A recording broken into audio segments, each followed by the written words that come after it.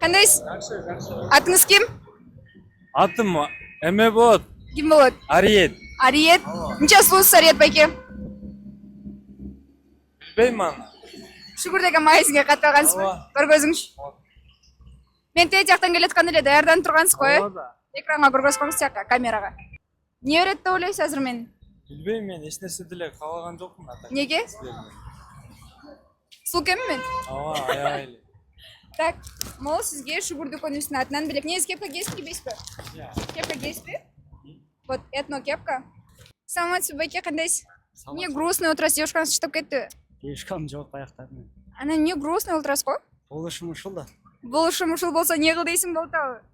Так, Шүгүр деген магазинге катталгансызбы? Давно. Да ладно, көргөзбөйсүзбү анда? Так, могул кепка Шүгүр дүкөнүбүздүн атынан сизге. Кыргызстандын этно кепкасы.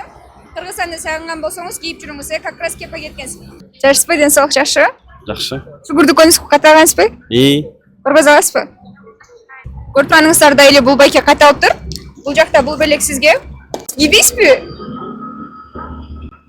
Көрүп турганыңыздардай бул ирет биз этно кепкаларды мекендештерибизге тараттык. Дагы эмнелерди каалайсыздар? Эмнелерди сиздерге акысыз белекке берели? Комментарийге жаза кетиңиздер.